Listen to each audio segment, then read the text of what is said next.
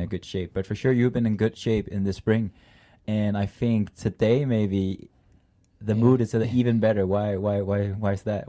For sure. I worked a lot during this winter. Yeah. I get to go a little bit on ice. I've been trying to try and go in the ice scene a little bit. I try to improve. I think every skater has this Olympic dream, and since our sport it's not going for it really soon, I'm trying to work a little bit on that part, and it was been good for me because technique wise and also being able to do those hard trainings the guys do on ice, and obviously when you start it's twice as hard for you. So that, and I lost a little bit of weight. I biked a bit more, and I feel really good, really strong, and obviously these results last weekend in Lagos, my hometown, you can see that it's paying off. Yeah, for sure. There you start there, but it was not the heavy field like it was here in Geisingen. And Geisingen, it's a hard, fast track. So when you in here, you know you are in a good shape, and I hope I can bring these results and this shape and hold it for one more month of hard work, and then be able to be like this on Worlds too. Yeah, so you're way too humble to say it, but yesterday we skated the points. You did really good, and you ended up second. And the team was a little bit a mess, but you did a lot of work on your own, jumping to the breakaways and being in the breakaway, sprinting for the points. But Bart Swings very, very fairly took the win, as strong as he is. And today we just finished the last race, the elimination, and skirt. You took it, man. I took the win. Yeah, you took the win. It's all about how my mindset has been through these last 2 years. I'm really, really relaxed. I take my defeats so good as I take my victories relaxed. It's obviously my main goal this year is to be a world champion. And I try not to make too much pressure on me on these races, because I think I'm gonna need to have the clear mind to the main goal. So this is obviously really important, these races, but I want to keep it really relaxed because it's still quite a long time. And obviously you can burn out from training too much, but you can also burn out your mind. And that's not the mindset I want to have. I want to be relaxed. For sure I want to win races. But I can accept my defeats and take what was bad from the race and take what's good. And obviously you could see that I lost yesterday. We did a bit of a mess with the team, but the mindset it is, we do something bad today, you take what you did bad and you go improve from the next day. And obviously that's what's most important. It's not you make a mistake, it's you don't make the same mistake again. And we showed we have a good team, and we have the ability of take what we did bad yesterday, improve today, and it showed up. We did a very good teamwork, and we came out with a win. I think today the team was really there from BONT. Like Powerslide was obviously there. They were on the front the whole race almost, and they always are. But for us with BONT, it's been kind of a new team, and it's been growing, so now it's very big as well. And we didn't really skate a lot of races well together, I think, until today. Today was a really good race, and I saw you and Daniel, the two leaders from BONT, you can say, really protected throughout the race. And I think it's something that's not normal for you. Normally you have to fight for your position all the way through the race. For sure. Normally we are not this many. Obviously I work, I get along really good with Daniel. I think we have a bit of the same skating style. We can go through holes, we can move really quickly to the pack. So he's a perfect guy for me to follow, and he makes the moves for me, so I don't have to spend energy. And then I have really good guys on my back like you and Luke, being able to cover me the whole race. I was saying to Miguel in the end of the race, it didn't look like elimination race for me because I was really well protected in the back. I for sure I had to make some moves, but in the end of the last 10 laps I did 60 laps, and I was still pretty relaxed. I was able to recover from that moves and be able to do a 14 sprint in the end, going out at 1.5 lap to go. Yeah. So it means that the team did a good job. Yeah, and I think the one you mentioned, your Portuguese buddy Miguel Bravo, was pretty damn strong as well today. You got more help from him than from me for sure today, but I was there early on with Gary helping a little bit, and a lot of the other BONT guys, they were in there, and Luke was. Yeah, you and Nieto move really well, like you say, and you make the moves when you need to make them. And then there's the Luke, he can kind of follow your moves. And the rest of us, like the mortal ones of us, we have to pass on the outside. And we can't jump the small gaps always. But then you need to gather as a team. And I think today that was that. And we ended up sitting. It was a very straight, honest last sprint. It was just power slide left, or not sprint, but power slide left and then BONT left. And I think you today, you were the quickest, you had the team, you did everything right, and you were the first on the line. But I think, and we can both say that a huge shout out should go to the power slide team, but also for Bart. He did the last lap. He did 14-1. Yeah. So I mean, that's up there with the sprinters on the flying lap. Yeah. I know Bart really, really well. I've been skating from here with him since we were first year cadets. I think we did the first year of Europeans together, and we've been racing since then. He is a guy that I respect a lot, and he's obviously one of the biggest stars of our sport, and everything he does through ice, through skating. He's a really good guy to have in our sport. But then for sure you have to know his little tricks to be able to annoy him a little bit. And Bart is a guy that he doesn't like the mess, the confusion. And so we try to play a lot with that side from him. And maybe like set up the field. Like yesterday when I was doing the points with him, it was not just for the points race. I was testing him a little bit. I know he's annoyed when he's trying to go for points, and I was passing him every time. Passing every time. And after that, you start to see Bart a bit uncomfortable, and that's when you can take advantage of him a little bit. But of course, he's an incredible strong guy.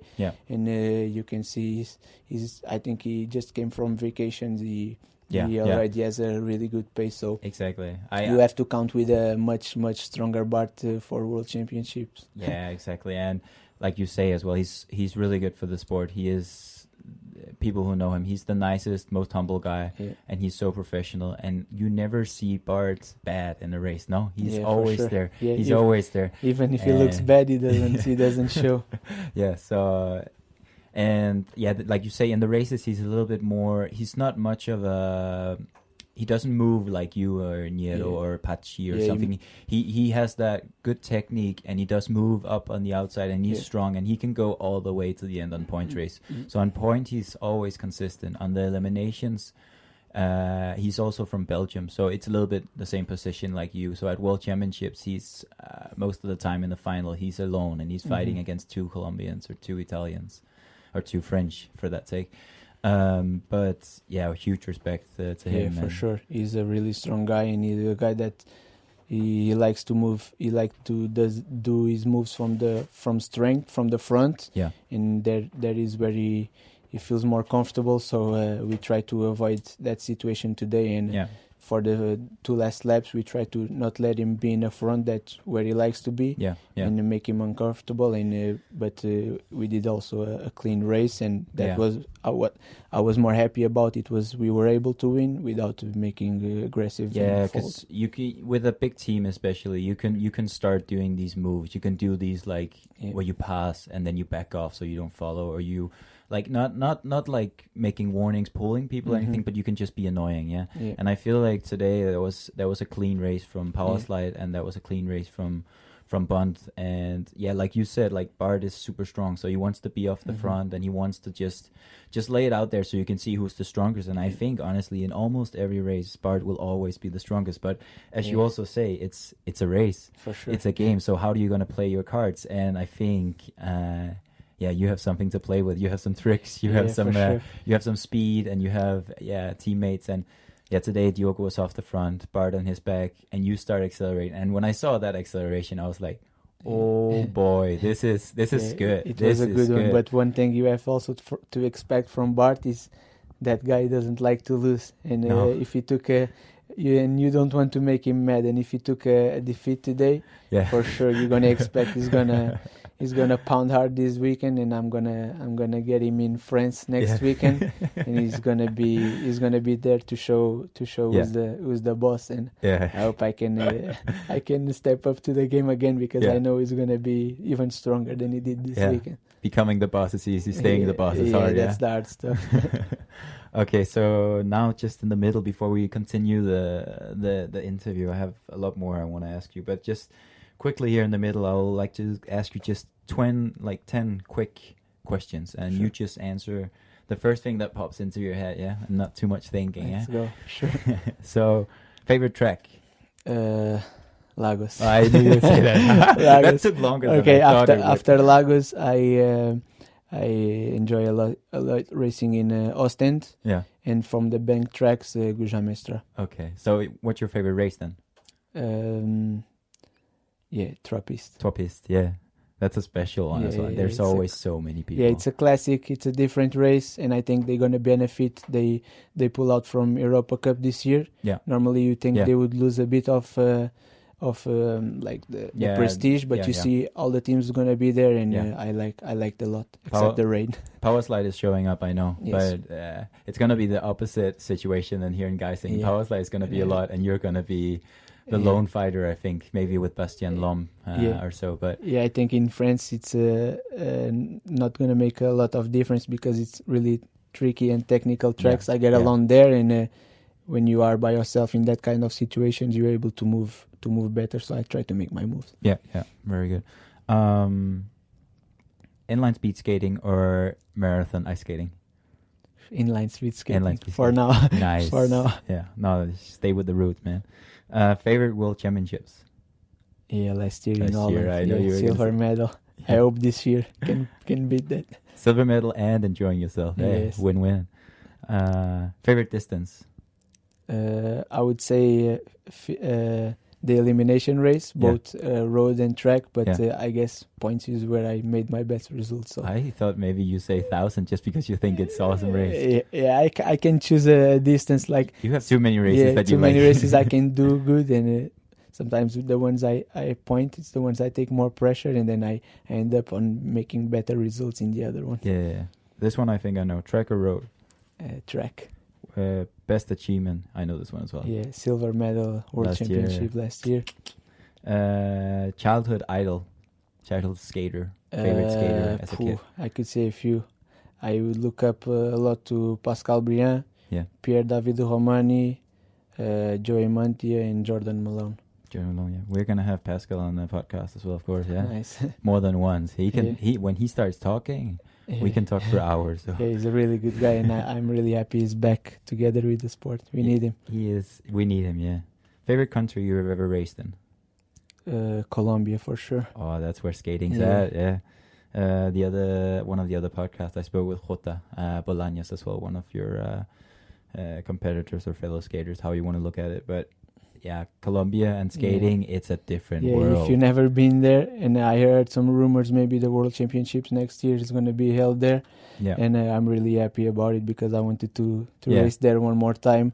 I had my World Championships 2007 there, and it was crazy. Cali was the most crazy World Championship I've heard. And then World Games was another level. Yeah. It was crazy. That's going to be amazing, what's your best memory with skating? Doesn't have to be a race or anything, but like something that you can still remember to this day, or something that really changed it for you with skating. I could say my European junior title in Denmark. Yeah, it was really special. But also after that European, I get to race the senior European championship, being still junior, and I was able to be third in the marathon, and that was special to be able to pull off from the junior European Championships, go right away to the seniors, and battle with guys like Yann Gouyader, Alexis Contin, Fabio Francolini, and becoming third. That was special. Yeah, I was gonna ask you about that later as well, because I remember the European Championship in Denmark, and you were after that moving up 1 year. So that's like some of the old rules that were there just for people to understand what it is. You could move up from the ranks, and you could do in the category above another championship or something as well. And I think you did it, and who else did it? Yeah, for Martin years? did it also, but Martin Diaz. I have done it before. Before it was my last year, I did 2007 also. Yeah. Because the senior European Championships were to be held in Portugal. Yeah. And I moved the year before to senior, and then 2018 I moved again. Yeah. And then 2008 when I was junior European champion,